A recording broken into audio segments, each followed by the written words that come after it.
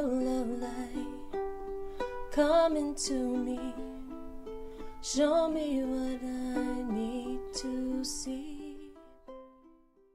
Welcome to the Small Victories Podcast. I'm your host, Pauline Victoria, an inspirational thought leader that offers transformational perspectives based on my unique experiences as a woman born without arms and legs.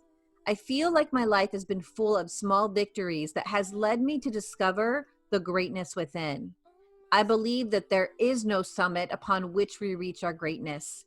I believe it is a culmination of small victories achieved moment by moment when we turn toward the inward battle where we get to choose despair or hope, misery or miracles, defeat or victory.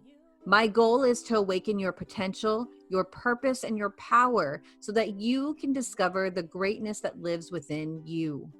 Think of this podcast as your weekly portion of tools, stories, and teachings that help you reflect on the small victories in your life. Thanks for tuning in, and let's begin. Welcome to another episode of the Small Victories Podcast. I'm your host, Pauline Victoria. If you've ever felt like you're trapped in a cycle, school, work, bills, burnout, repeat, today's guest is here to disrupt that pattern and breathe life into your potential. Joining us from London is Raj Khedun, Inspired Manager at Keep Fit Kingdom, an organization on a bold mission to help 1 billion people live to 100 years old, happily, healthily, and fulfilled. Raj is an avid well-being and transformation coach, a specialist in relationship healing, and the inventor of the 3-3 Insomnia Hack, a revolutionary science-backed breathing method that reduces stress and anxiety in just 1 to 3 minutes. For the past 15 years, Raj has been helping people transform their lives by aligning with divine energy, living by the cosmic laws of unconditional love, and stepping into their true purpose. After a profound encounter with a divine avatar at age 18, Raj began a spiritual and scientific journey into cosmic power, leading him to insights that now support high-level teams. His infectious energy, deep wisdom, and commitment to helping others discover that inner bliss makes this episode one you don't want to miss. So if you're ready to reclaim your peace, potential, and power, buckle up. This conversation is your invitation to breathe, awaken, and rise. Raj, thanks for coming on the show. Wow, thank you so much, Pauline. That was the most colorful, extensive introduction I think we've ever had on the podcast. So thank you so much. Appreciate being here. Yeah. You're welcome. And I feel like it's just the tip of the iceberg for what you do and the journey you've been on. And I know when we first met, you were talking to me and you said, do you know what an avatar is? I'm like, the thing on your Facebook page or the blue people in the movies? And you're like, no. And you explained what an avatar is. So I would love to start there, if that's okay with you, to help identify and get people on the same page of when you say you met an avatar at 18, what does that mean and who was that? Okay, to get into that story, I'll have to tell a little bit about my Genesis backstory, because then the context all makes sense. So basically, and I'll jump straight to that point that you brought up, that question. So basically, when I was 3 years old, it all started when I was 3. My mother takes me to the kindergarten or nursery, as we say in the UK, when I was 3. And we get enrolled, we look at the playgrounds and the classrooms and everything. And then we end up in the library. And the first 2 books I ever pick up off a bookshelf in my life was one about dinosaurs and one about planets. And for whatever reason, Pauline, these images have remained so sharply etched on my memory banks that it completely had so much more impact than my entire education and schooling that I had, which is bizarre because, strangely enough, I was fascinated by evolution, the dinosaurs thing. Like, how do creatures evolve from being a crocodile to becoming more sentient, more communicative, like becoming a dog or a bird or a dolphin or an elephant, where they have to work together and cooperate. So dinosaurs, obviously, they died out, but then other forms started taking their place with bigger brains and smaller bodies. Obviously, the divine one said, yeah, it's time to move on. It's time to streamline everything until we get to humans. And I think when I was young, I think, how far can humans evolve their own brains, their own lives? And of course, they can do that if they're interested in to do that. And the planets thing was about studying planets from the books at first. Jupiter, Saturn, amazing rings. Jupiter itself, the king of planets, not only can it hold 1,300 planet Earths inside it, it also spins at 47,000 kilometers per hour. And you're thinking to yourself, how does the biggest planet in the solar system spin that fast? And then you've got interesting planets, Mercury, Venus, Mars, of course. And we'll talk about Neptune and Uranus another time. But you've got these amazing planets. And you think to yourself, what are they doing there, actually? If they're not important, why are they there? That was the kind of reasoning I had. Because people would just say to me, when I ask questions to my teacher, oh, it's nature, it's nothing to do with you. I'm like, hang on, what do you mean it's nothing to do with me? Without the sun, we wouldn't exist. So are you going to say that's nothing to do with us at all? No, it can't. It doesn't make sense. So Mars, if you go on YouTube, you can look at Mars. You can see it has a red sky. You've got the robots from NASA on Mars. You can see it. Mars has a red sky, rocky ground. And yet they found no water, no plants, no dinosaur bones or remains of any creatures of any kind. So there you go. You're wondering, why is there an empty planet next to Earth? Earth is full of life from top to toe. There's life everywhere. 8 billion humans, plus all the creatures of the sky and the sea, all the veg, fruits, nuts, everything you can imagine is on Earth. Yet Mars has nothing on it. Like, what sense does that make? Right? Yeah. Think about it. Yeah. So to jump forward now, to give context now, I was curious about these things. When I was 18, I was a very obnoxious, rude, and just not a very nice character, very egotistical, I would say, because I was materialistic. I thought I had everything. I didn't have to work hard. My mother takes me to India for the first time. She just wanted to go on a holiday, pilgrimage, take a break, have a look around. And I meet this avatar in India. And he basically, it's unbelievable that the fact that I'm even talking about this, it still gives me the shivers down my spine, that he knew everything about me. He said to me, son, I'm the one who brought you here. Remember those books you picked up off the bookshelf? I was watching you. I was like, what? Goosebumps. You couldn't have known that. No, yes, son. He addressed me as son very affectionately. I know why you're here. You don't know why you're here. Yeah. I'm the one that brought you here, and I know what mission you're going to do for humanity. I was like, what?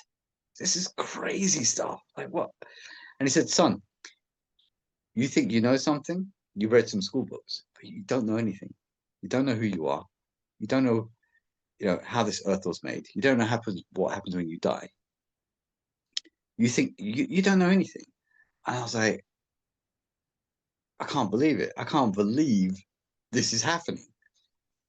Then he said to me, son, you got to be humble. You've got to be humble, and you've got to listen and learn. And I thought, it was such a slap to my ego. I'm telling you, it's like, from thinking I'm important, knowing some school books, to now being completely flattened, like I'm worthless. Yeah. And I was like, oh my gosh, what does all this mean? So I took his advice, be humble, listen and learn, because really life is within yourself. Everyone has a conscience, a voice that's always talking if you're willing to listen. But so many people are distracted with everything else in life that they can't listen. And the inner teacher that's trying to teach you is not getting through because you don't take the time to hone in and tune into that frequency. So you miss it your whole life in many cases, or until a catastrophe happens where you're forced to sit down and rethink everything. Yeah. So I've been through all this stuff, and I had to go to monk mode for 10 years after that. To answer your question, Pauline, I'm hoping I can give you a thorough answer. Yeah. That what's it like to me an avatar? It's unbelievable. Their electromagnetic power that they have around them is so huge that you think, where does their influence end? How far does it spread? They say our aura is about 10 to 20 feet extends beyond our body. But an avatar, their electromagnetic field is vast. You can't even measure it. So you just being in the same room as an avatar can easily change and transform your life because of their energy that gets into your mind, your astral body, your memory to waken up the divine memories that we all have. But for whatever reason, we're not all ignited at the same time, if that makes sense. So does that help answer your question? Yes. No, and it stirs more questions. So I know you, in previous conversations, you have said we're all one energy. And you alluded to something like that right now, where you said we all have it within us. We just don't tap into it, or we don't listen, or what it is. How would you define that energy that we're all made of and connected with? There's only two things that exist in the universe: consciousness and energy. Consciousness and energy. Everything else is a play on those two themes. So if everything goes away, there's two things you can always count on: consciousness and energy. These things are indestructible and they're eternal, and they are in operation right now, whether you know it or you don't. If you can see it or you can't see it, they are in operation 24/7, and they always will be, and they always were. So that's why we have to fine tune our perception to not get confused by stuff, material objects. The moment you get attached to material objects, you narrow your perception, so you only see a small piece of life in front of your physical eyes, but your mind's eye cannot see because it's not activated. It's too narrowed to the physical senses, which are very limiting. So everything is consciousness and energy, and it's our job to align ourselves with our infinite consciousness and our infinite energy. If you don't do that, you're always going to feel less than what you could have been. We break beyond the limitations of the physical that we are able to be conscious of, to expand beyond that. It takes a lot of, I have to be honest, I have to say, it takes faith, but it takes belief. Yeah. First, you have to dial in the belief that you are something more than just a flesh and bone physical being.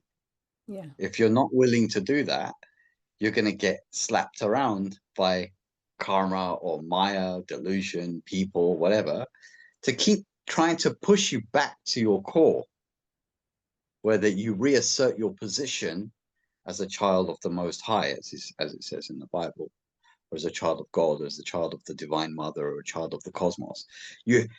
Life is always pushing everyone around until you assert your position. Okay. And you say, yeah, go ahead. Go ahead. No, go ahead, Yeah. please. Yeah. So until you assert your position and say, no, I'm not here. I'm not here. I'm here. I'm centered within my heart. That's my identity, and I'm staying there. Until you get to that point, life, karma, people will push you all over the place. Okay. Okay. Yeah. So when you say into that position, what is that position look like? It's a beautiful place of stability. It's your true home. This earth is not your home. The only home is in your heart. That's where eternity lives. You never find it on this planet. You won't. No one will. And you'll die with regret, saying, I was looking everywhere. I was looking here, north, south, east, west. Didn't find it because you didn't look within yourself. Yeah. But once you take that position within yourself, everything builds upon that. And you don't have to go running around for knowledge. It's all within you. Yeah. That's the key. In the introduction, I said something about you going on a journey of being able to tap into your cosmic power. And it's not cosmic. It's already here. We are We are that power. And Right. so it really is an inward journey. It's not a journey outside of ourselves. And it's so interesting to me because I'm a firm believer and encourager of people diving into self-awareness and seeing things in it from a different perspective rather than inside out, rather than just looking with our eyes and like what you say, the physical senses. Yeah. But there's such a resistance to this kind of work. And I use the word work on purpose because it is work. It's not okay. When you said you went into monk mode, you're like, people look at monks and they think, oh, okay, they're just hanging around every day in their robes, praying or sitting in meditation. They're not really doing anything. But and in a way, sometimes I feel that way too, because I can't physically work, right? Because I don't have arms and legs. I can't like wash the dishes, do the laundry, mop the floor. I don't do all of those things, but it gives me space to be more inward because I can't do the outer stuff. And in a way, it's a gift to be forced or be given the opportunity, as I like to not, I don't like the word force, but be given the opportunity to feel like I need to discover something inside that I can work on versus on the outside. What would you say to somebody who is resistant to wanting to do the inner work? It's a great question. It's a great question. And as you develop in your identity, your true identity that is permanent, that is infinite, eternal, you have more and more compassion for everybody. I used to be like, I'll be honest, because I didn't know who I was, I would judge people, I would criticize people, and people would judge and criticize me. I'm like, Mm. okay. I got to a point where I would think, where does this end? Does this ever end? And it doesn't end if I'm still part of that equation. If I have conflict within myself, how can I give peace to anyone if I don't have True. it? But then I realized it's got to be me. I've got to clean up my own mind, my own kingdom, my own house before I can start interacting effectively and selflessly, ideally, with other people. So that's one of the big reasons I went into monk mode for 10 years and said, I don't want to be the cause of hostile emotions or argumentation. I wasn't too argumentative or anything like that, but I just had a feeling that I wasn't in alignment with myself. I wasn't happy. I wasn't at peace. I was restless, never happy, always looking for this and that, and going on holiday, going to weddings, going to the gym with guys, going to films, this and that, buying clothes and all useless things, looking for happiness outside myself. And I never found it. So I had to dial it in. And to answer your question about why is it so hard? Why all the resistance? It's a vast question. And I created a simple paradigm model that people can use. People who know me, they know I give out systems all the time. I said, Raj, why are you so obsessed with systems? Mm. I said, because systems work. When you have a system, I can write it in a book. And even when I die, if you follow the system, you'll still get great results. It's like Stephen Covey. He's passed away, God bless him. He was in an accident. He was on a bicycle and a car hit him when he was 82. And he was already very highly respected because of his great book, The 7 Habits of Highly Effective People. And I love that book because it taught paradigms and frameworks that made so much sense, where the school system, which I had been in for so many years, had no such system. And I was thinking, why do I read a book from a Mormon and then it all makes sense? And all the years I had of education in London made no sense. Yeah. And even though he's gone, God bless him, his systems in his books still continue to inspire millions. And they don't remember anything about school books, but they remember what Stephen Covey said. I'm very well known for creating systems that are watertight paradigms that people can live their lives by. So to answer your question about why is it so hard? Why all the resistance?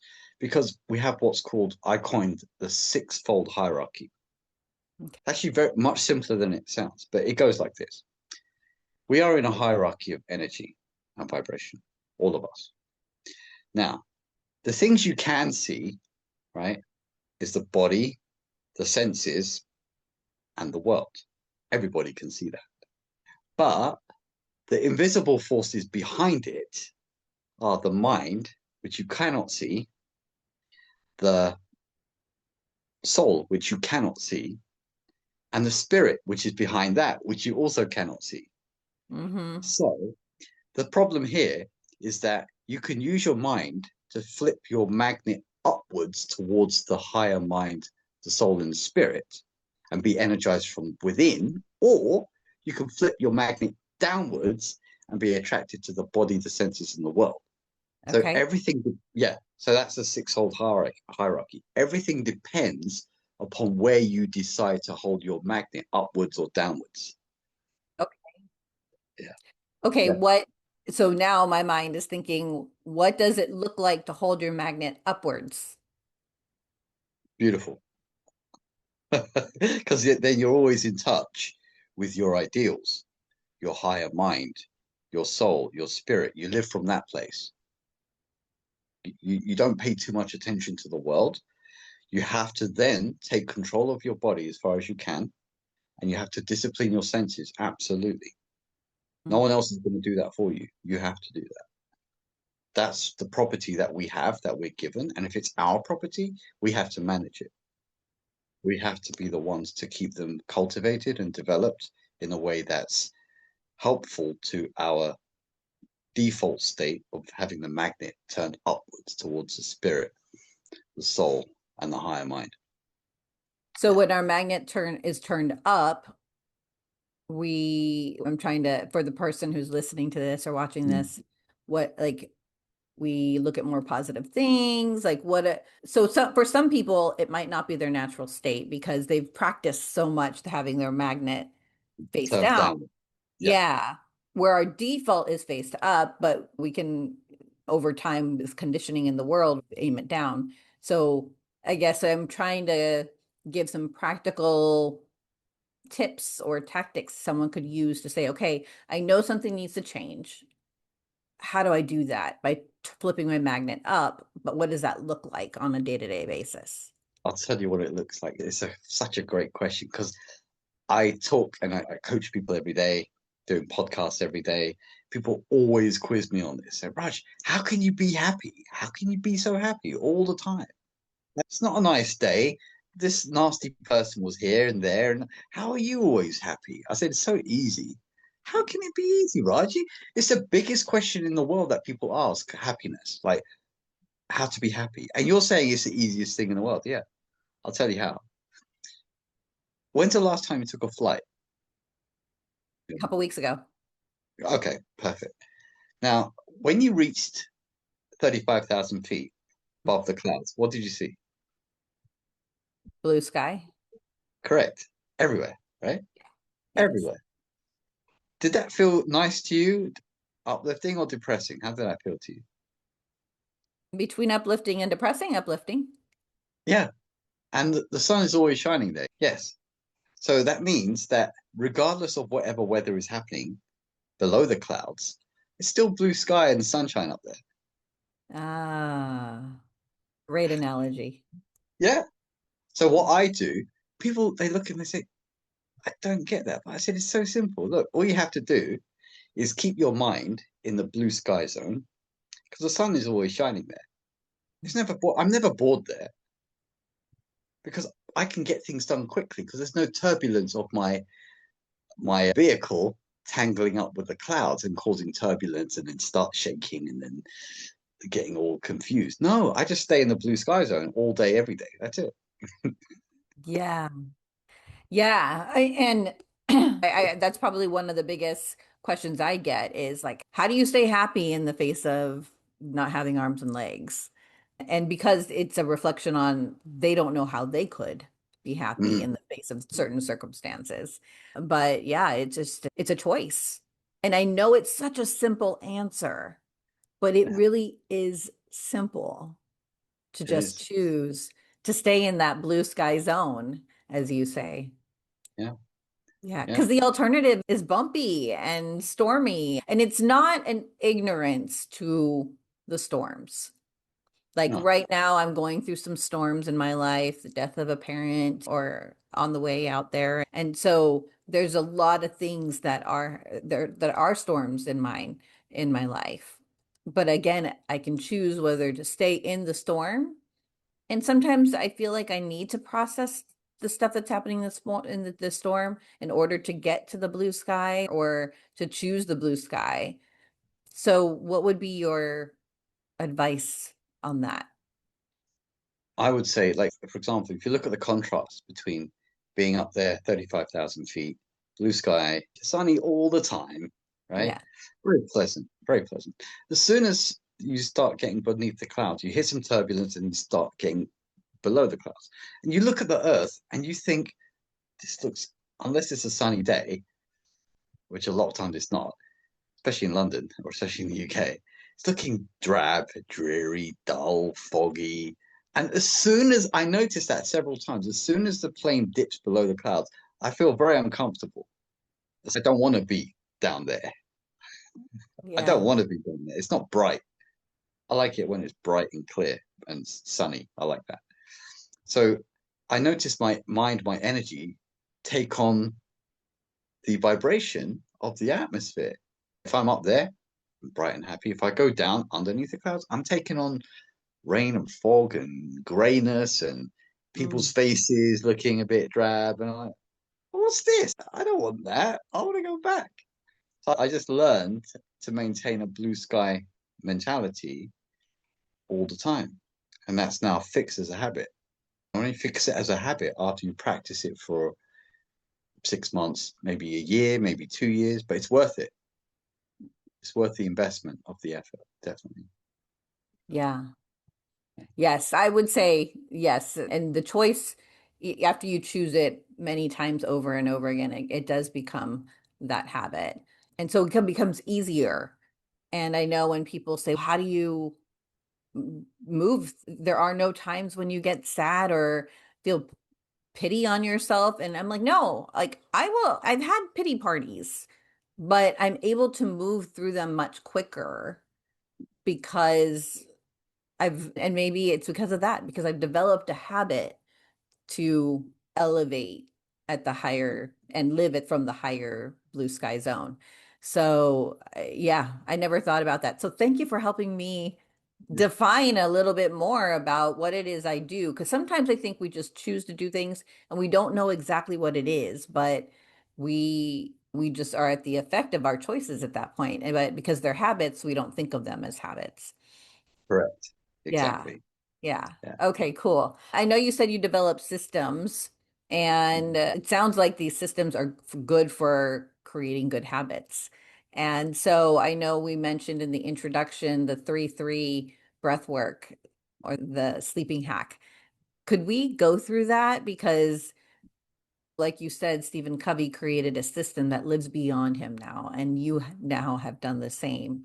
Fortunately, you were still here on Earth to help many of us, but even after you are gone, Yes. the system will continue to work. And I'd love to have you explain that and go through that with us. Absolutely. Absolutely. I have to preface this again with everything with me is always huge concept. And I sometimes have to apologize for that. No, But don't apologize. yeah, people would say, Raj, you're always having so much fun and everything is so fun for you. And I said, it could be fun for everyone. Like, why? And they said, well, how do you do that? I said, if you deal with big concepts all day, small things, they don't touch you, they don't bother you. But if you just deal with small things and you never deal with the big things, everything bothers you, Mm. right?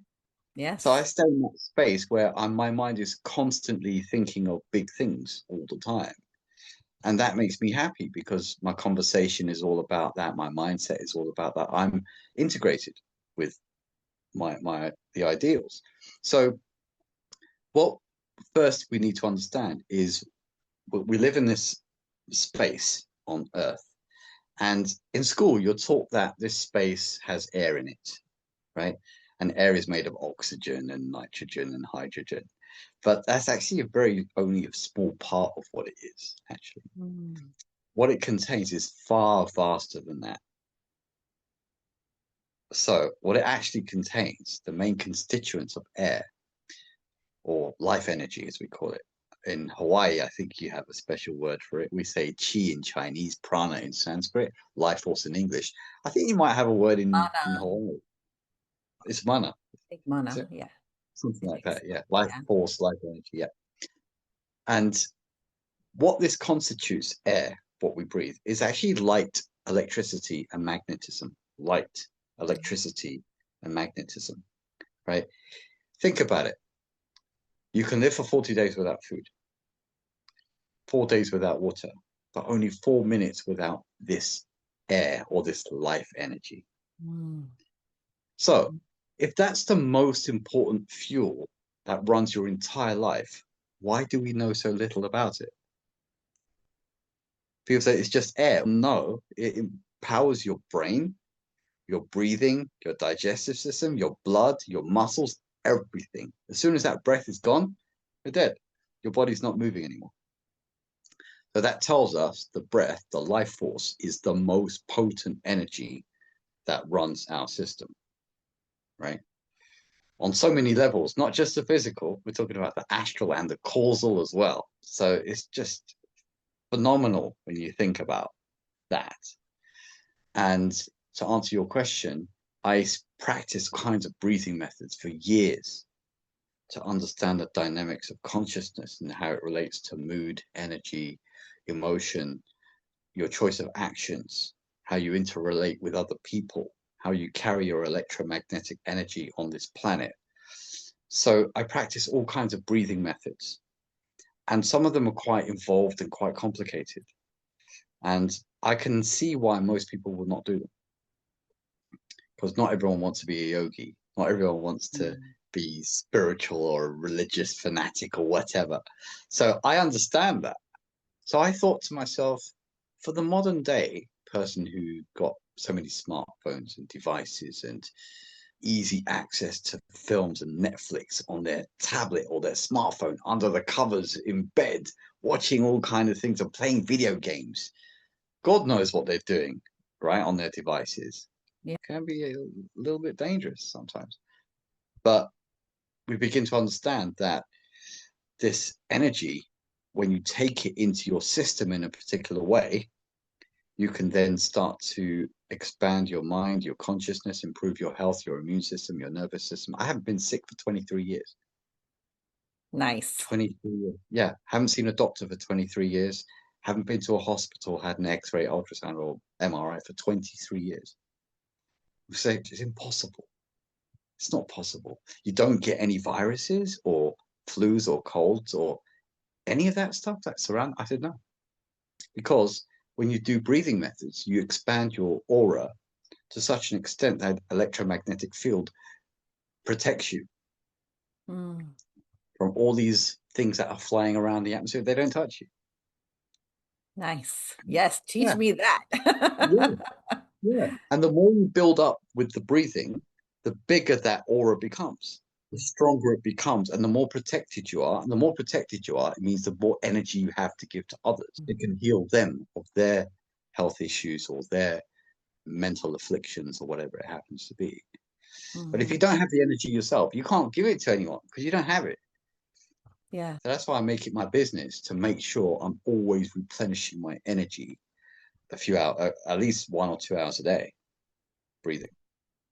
So I had to say, I had to say all that to now I'll answer your question. I hope you don't mind. No, I love it. Thank you. You're welcome. So the 3-3 method is a simple, easy way to decrease stress and anxiety by 50 to 60% in 3 minutes or less. By practicing this, we also realize that it has a huge impact on insomnia and sleeping disorders, with people falling asleep within 30 to 90 seconds. I know. And the Zopiclone, the melatonin, don't need it. Don't need the prescription meds. You don't need any psychiatric evaluations. You don't need doctors. With all respect to doctors, you don't need them. When people do this and they say, Raj, like, how is that even possible? Like, why weren't we taught this? It's so important. It's so simple. But why were we not taught this as kids? I said, why do you think you weren't taught this? It's a system that doesn't want you to become powerful. They don't want you to tap into your potential because then you're not going to conform to the system. Yeah. It's the wage slave system of the Rockefeller model, which we still have. They don't want you to break out of that. So it's 9 to 5 wage slave job, get a mortgage. Mortgage means death contract. Death contract. That's what mortgage means. So And great. yeah. And then, you have problems with your husband and wife, you have health problems, money problems. You didn't understand much because your education system didn't teach you much. And now you're in the grave. That's it. Gone. Your life's done. And I'm like, you So can't sad. do that. Yeah, it is. And I'm like, you can't do that. That's not right. You can't do that to people. It's a crime against humanity. And I know that people say, the way you do it, Raj, is so unusual. The way you do it, you don't come from it just from a purely academic perspective. You come from it from a heart perspective, from an energetic perspective, from a passion perspective. And that's the only way it works for me, because otherwise I wouldn't find it interesting or fun or entertaining. But it has to be. Life is here to be enjoyed. Yeah, you So told me that we have a molecule in our body. Can you just share that really quick before we jump into the absolutely, 3-3 system? absolutely. So there's 5 main things you unlock when you do the 3-3 method. So you've got endorphins in the brain, which relieve pain. You've got serotonin and dopamine, which are feel-good, happy hormones. Most people have heard of those. But then you've got something that a lot of people haven't heard about, including doctors, called anandamide. Ananda comes from the Sanskrit word bliss. Mide is molecule. Anandamide is in the brain. Right? It's a bliss molecule that all humans have. So if you think about it, why would human beings have anandamide or a bliss molecule if they were not meant to be happy? I love that. Right?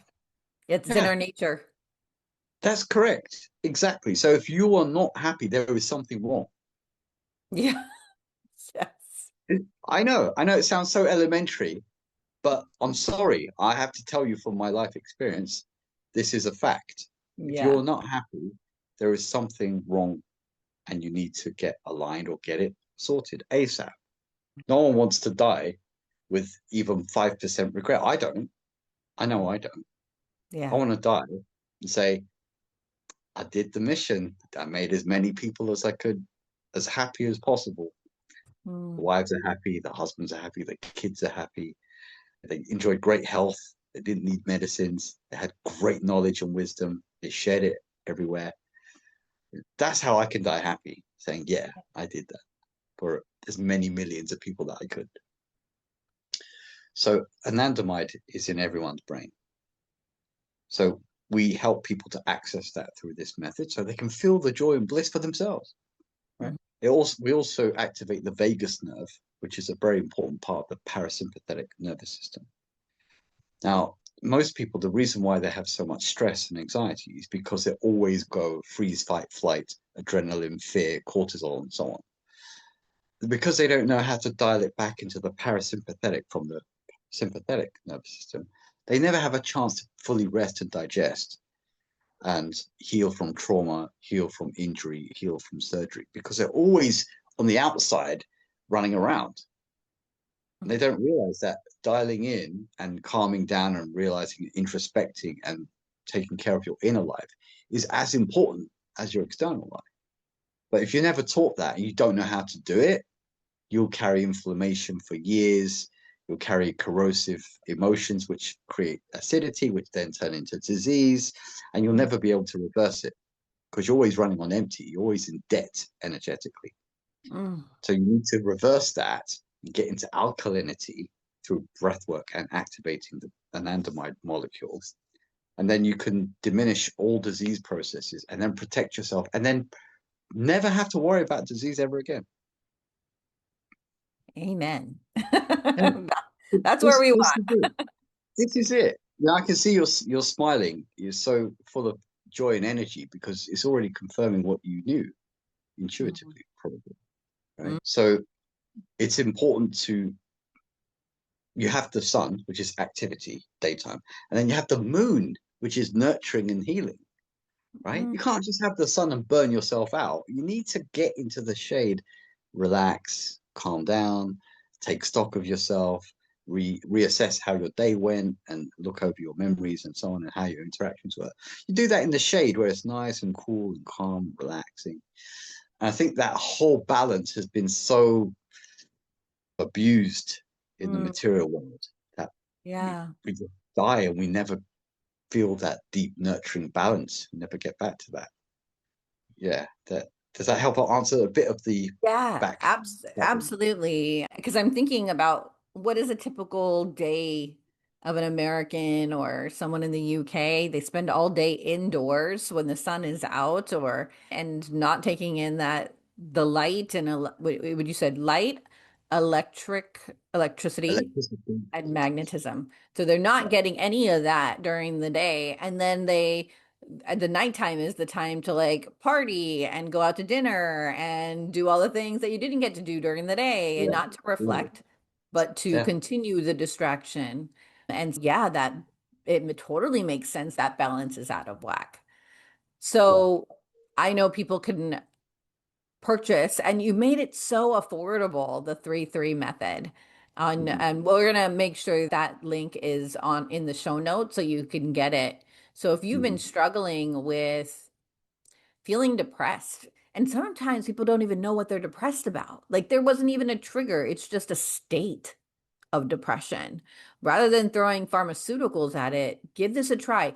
Even with insurance, health insurance, you're going to pay more than what it would take to purchase this one time. You have purchased it one time, you have it forever. And I think it's such a gift that you're giving to the world. And I know part of the work that you're doing now by getting out there on podcasts, getting it out there in the world is convincing people that they even need it, that they even have a problem because they've been so conditioned to even feel like, what's the problem? This is life. This is what we're taught to do. And it's going back to the old indigenous ways, right? Of that balance of the sun and the moon and slowing down. And we can't like completely all go into monk mode. I get that. And at the same time, just start entertaining the idea. What if you took 1 to 3 minutes of your day or evening to try this? 1 to 3 minutes. I don't know if this is something you'd like to try now. Just give people an example of it or Ooh, how you feel absolutely. about Let's that. do it. Okay. Let's do it. Absolutely. Yeah. Okay. All right. So, do you do any breathing methods at the moment, Pauline? No, other than just staying alive. Okay. You've never tried any? It's I interesting. have. There was one that started with a P, it's an Indian name. Pranayama. Yes, I was doing Mm, that for a little while, maybe mhm. about 18 years ago. Um, Wow. but Okay. my son was a baby, so I had a little bit more time to dedicate to that when he started going to Mm, school and stuff. But since mm. then, I have not. I'm so Okay. sorry. So, No, it's good that we always ask people this because all breathing methods, especially when you do them for a particular period of months or years, the profound effects that compound with time are just unbelievable. yeah. And I know that for a fact because I've done it myself and I continue to do it. Yeah, Hmm. and someone would say, would you rather watch a film or practice breathing methods? I say, forget the film. Breathing methods are the compound effect of breathing methods for me, for any human being, if they do it, is just tremendously life changing. It opens up all kinds of brain cells that you've never exercised before, and it gives you deeper perception of Mm, things that you cannot get from books. So you get them directly from your own brain. yes. You know what I mean? So You know, we'll practice. sorry to Yeah. just go along with Yeah. that. I Please, please. notice if I look back on the time when I did that, when I would write and now I go back and read what I wrote, I'm like, oh my God, this is so insightful and so full of wisdom.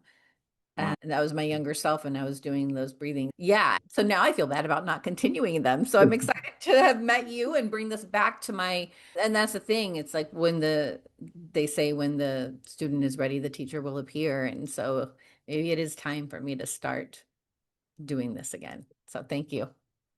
You're welcome. Okay. So this one's a nice, simple method. We're going to just have the back relatively straight and just get a sense of how you feel overall on a scale of 1 to 10.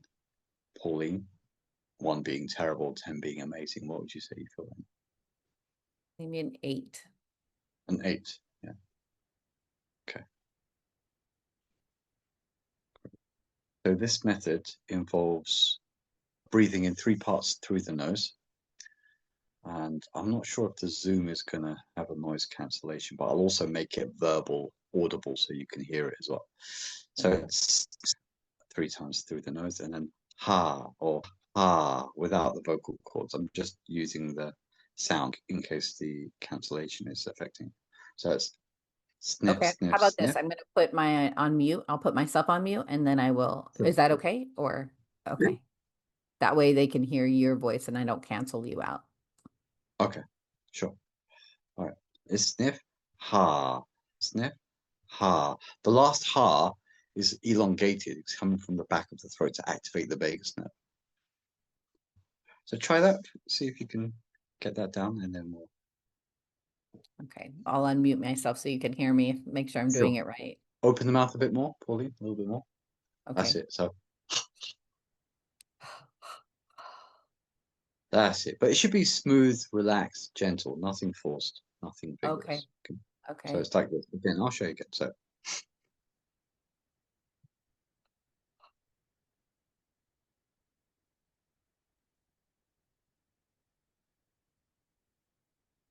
nice. Last one, nice and gentle and elongated. Yeah. Do you feel it? Yeah. You feel some gentle sensations It almost already. feels like I'm lightheaded, You go. but yeah. Okay, so what we're going to do, Pauline, we're going to do it together for 1 minute. Okay. Then I'm going to ask you some important physiological questions. Okay, so we'll go on the count of three, and we'll have the eyes closed the whole time. Okay, for the 1 minute. All right, 3, 2, 1, and go.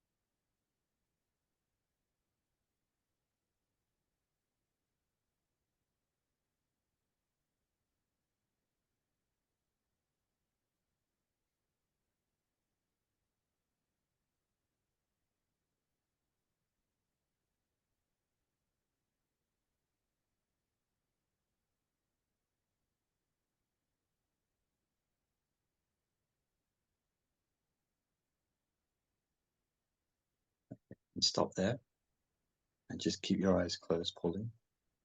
Just relax.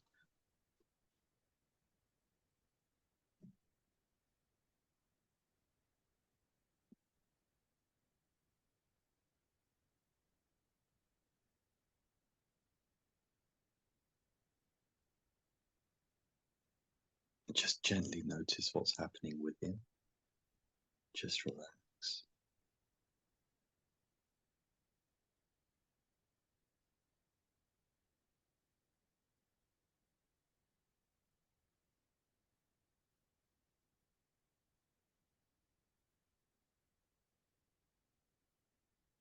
Whilst keeping your eyes closed now, Pauline, tell me what you notice and how you feel. Feeling lightheaded, almost a little dizzy. It's okay.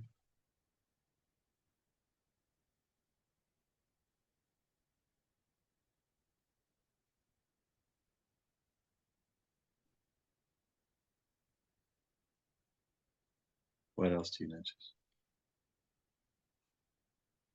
No, like my body wants to slow my breathing. Uh-huh. Yeah.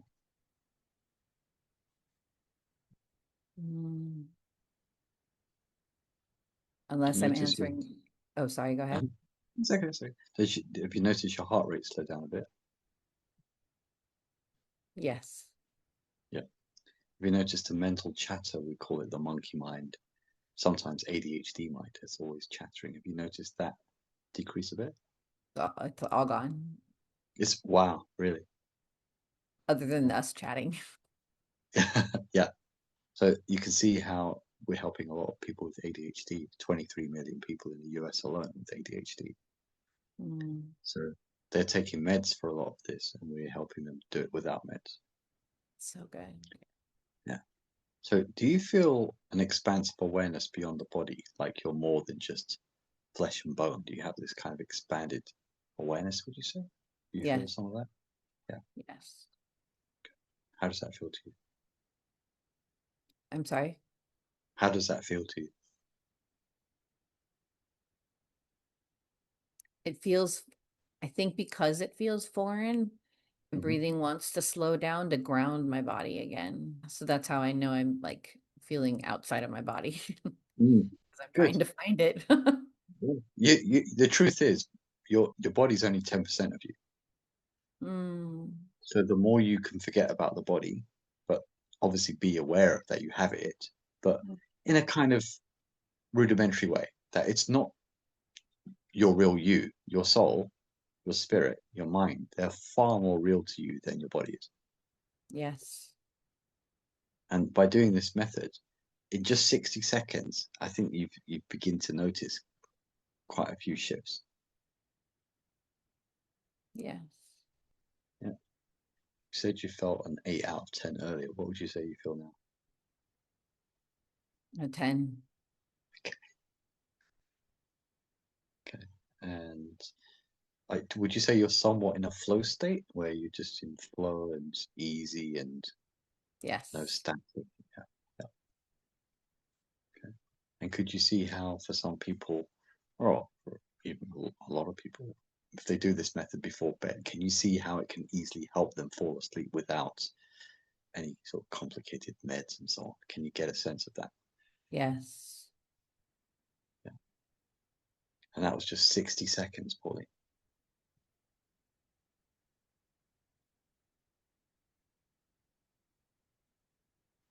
Are you surprised at how quick it worked? Did you say? Yes. Yeah. So we're going to close the show out because I'm going to take a nap now. No. You can open your eyes and see fine. Thank you. Thank you. Yeah. It's so interesting because my whole life, the body, like just to hear you confirm, your body is just 10% of who you are. I've had experiences when people forget, like they're my friends and they're like, oh, you should come to this thing. And I have to say, oh, is it accessible? Or there's steps? They're like, oh, I forget. Or people forget even just talking to me. Like they don't, like my husband, he's like, I don't see that you don't have arms. And so I've always felt as I got older, I'm like, what is that? And it's to me because they're connecting with my spirit because they see my spirit, not my body, my physical body in that. And then I went through a period where there was a lot of this body work. Listen to your body can tell you things. And then now here I am 2 years later from that season to you going to you reminding me, no, your body's just 10% of who you are. It's just the vessel that carries the bigger parts of who we are. Yeah. And I thank you. Thank you for that. You're welcome. The soul is already complete within itself. Your spirit is untouched and is perfect as it is. Your mind is perfect as it is. Yeah. So those are the most important parts of you. You already have them. Yeah.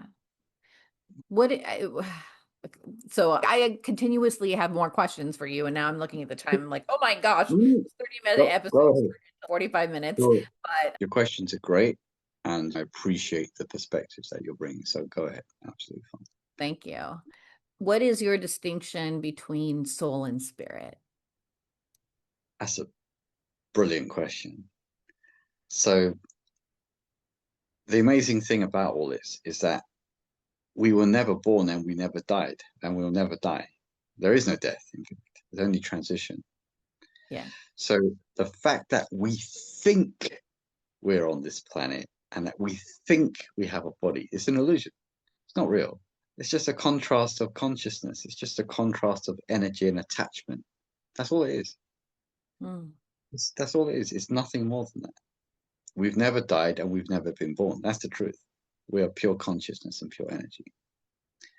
So we just go through transitional phases because we think we have to identify with a singular ego in a body. That's what causes all the confusion. Yeah. But when I look at people and I say, that's my family, all humans, all sentient beings, we're all one. We just happen to have what looks like a separate vehicle that's just got a few different characteristics. But at heart, at core, we're one eternal divine consciousness and energy. So the difference between soul and spirit, soul is the individualized piece of spirit. So God, in his great generosity, decided to give each of us individuality. So we still have spirit, we still have a mind, we still have a soul, but we get to appreciate that and worship God, which is what it's for, in our own personal way. Because if you look at it, God just wants a personal relationship with each of his creations. Yes. And humans are the only ones who can give it back to him. He's given us love, and we're the only ones who can give it back. Yeah. In gratitude, in intense gratitude, in intense appreciation for life. And on the way to loving God, serve humanity at the same time and quickly get back to him. So you secure yourself in eternity. Yeah. But if you decide not to serve humanity and you don't use your heart muscle in terms of your spiritual heart, we call it Hridaya in Sanskrit, Hridaya, sacred heart, right, as you have in Christianity. Beautiful. If you don't do that, you're going to get deluded by everything else on the outside. You're going to be distracted. You're not going to have the focus. So you're going to lose that connection. So if you flip the magnet up and keep it up, then you're going to be nourished by the soul, the higher mind, and the spirit directly. So you become more and more fulfilled and self-sufficient within yourself. Yeah. Yes. Yeah. Thank you. Thank you for that. I've always struggled with that because, yes, as a Christian, it's like there's the soul and the spirit, and same thing. It's separate. But I'm like, I could never find a good distinction. Like, how do you distinguish the two? So thank you for answering that question. You're welcome. Thank you, Raj, for showing up, for being open to that avatar when you were 18. I wasn't. I was shocked by the revelations you gave me, and I was forced to pay attention, and I wasn't ready for it. But for some reason, it stuck with me because I realized that he knew things about me that I thought he couldn't know. And I was thinking, are there beings like this who actually exist? Yeah. And the way he made it seem, because these avatars, they have clairvoyance, telepathy, telekinesis, and the way they behave, it's like it's nothing for them. It's nothing. Yeah. And I'm thinking, you knew that about me. He says, son, I know everything about everything. What's the problem? I'm like, what? It's a matter of fact. What? Right. Yeah. What is this? Yeah. And it's me who had to change my thinking and my consciousness and dissolve my ego as far as possible into the ocean of God's love. Then I have to worry about this little flesh and bone thing, which we cling to so much and hold dear. We don't need to worry about that too much. Yeah. Are there any final thoughts you'd like to share with the listener? I would actually. I learned the hard lesson that the only thing God cares about is unconditional love. Yeah. And if you miss that point, you can learn, you can get degrees, PhD, as many as you want. But if you don't have unconditional love, you've missed the point. So that's the same eternal message that Christ left, that Buddha left, that all the great teachers have left. And you need to do your best to align yourself with that and answer the question, who am I? Who are you? And use breathing methods to accelerate your evolution so that you make it easier on yourself. Don't get it from, you can read books, but don't think the answers are in books. The answers are in yourself. Yeah. But you need to enhance your relationship with Mother Nature and consciousness and energy. And then you can have it with you all the time. Yeah. Thank you for that.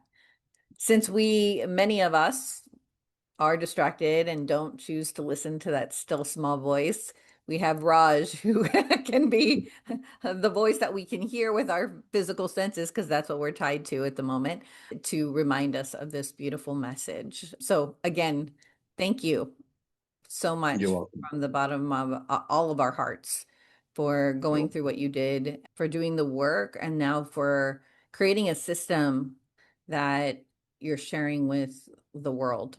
Like I said, we're going to put the link to all of that in the show notes. Please go and get that. Start your journey today. It's not too late. You're not too young.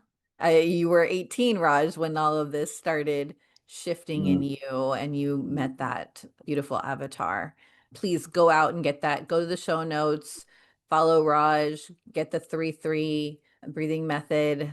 And to the listener, I want this to be a reminder that you weren't born to struggle through life, numbed by stress and disconnected from your purpose. You were born to breathe freely, love fully, and live victoriously. As Raj reminds us, the air around you isn't just oxygen, it's life energy, available at all times to help you regulate your body, calm your mind, and reconnect with your higher self. Whether you're battling burnout, bedtime battles, or just want to feel more alive, the 3-3 Metaverse Breathing Method is a small victory that unlocks big transformation. So here's your invitation. Take a breath, feel your power, and follow your bliss. Because the truth is, you already have everything you need to live in alignment with who you really are. Thank you for tuning in to another episode of the Small Victories Podcast. And until we meet again, be blessed. Angel of light, come into me. Show me what I need to see. You are my pathway into the night. Lead me from shadows to light. You smile on my small victory, on my small